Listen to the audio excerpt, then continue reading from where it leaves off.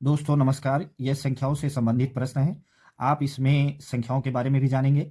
देखिए, प्राकृतिक संख्याएं होती हैं, एक होती है सम संख्याएं, एक होती विषम संख्याएं। ये तीन प्रकार के प्रश्न बनते हैं। पहले हमने लिया प्राकृतिक संख्याओं पर, तो ये प्रश्न है आपका, तीन क्रमिक प्राकृतिक संख्याओं के वर्गों का योग 245 है, तो सबसे बड़ी और सबसे छोटी संख्या का गुणनफल कितना होगा, ये आपको बताना है। अब यहाँ पर सबसे बड़ी बात है कि कुछ लोगों के दिमाग में आता है कि प्राकृतिक संख्याएं आ गई तो हम क्या करेंगे, पहला x मानेंगे, दूसरा x+1 मानेंगे, तीसरा x+2 ले लेते हैं। लेकिन इससे क्या होगा, सॉल्व करते समय आपके लिए कठिनाई होगी। हम आपको नया तरीका बताते हैं। कभी भी प्राकृतिक संख्याएं आए तो प्राकृतिक संख्याएं, अब ये नहीं पता है कि 2 से शुरू है कि 10 से स्टार्ट है। अगर प्राकृतिक संख्या मान लो 3 है तो 10, 11, 12 हो सकती है, 25, 26, 27 हो सकती है।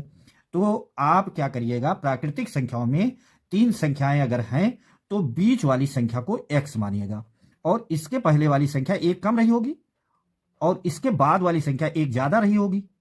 तो आप इस तरह जब मानेंगे तो सॉल्व करने में इजी होगा आपका।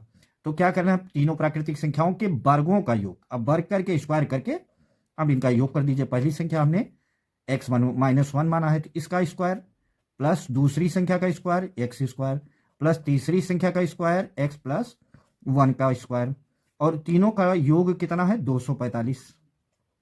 अब a माइनस बी का होल स्क्वायर क्या होता है, a² + b² - 2ab, और a प्लस बी का whole square a² + b² + 2ab। उसी से ये दोनों खुलेंगे, तो इसमें a माइनस बी का होल स्क्वायर लगेगा तो क्या होता है, पहली संख्या का वर्ग प्लस दूसरी संख्या एक है उसका वर्ग, एक का वर्ग एक, और माइनस दोनों का गुणा करके दूना, तो ये होगा 2x प्लस x², प्लस इसमें क्या होगा, यही सेम रहेगा लेकिन प्लस हो जाएगा पहली संख्या का वर्ग, धन दूसरी संख्या एक का वर्ग एक, और प्लस दोनों का गुणा करके डबल 2x = कितना आया 245। अब इससे ये एक फायदा ये हुआ कि यहाँ पे -2x आया, यहाँ +2x कैंसिल हो गया, x² कितना हो गया 3x², एक और एक जोड़िए +2 हो गया, = कितना आया 245। 200 + 2 उधर कर दीजिए तो 3x² बराबर आएगा 245 - 2 बराबर 243 हो जाएगा। तो x² बराबर आ जाएगा 243/3, तो ये आ जाएगा 81। अब इसका देखिए यहाँ पर x² कितना आया 81, तो x आ जाएगा √81। 81 किसका वर्ग है 9 का, इसका मतलब 81 का वर्गमूल 9 हुआ।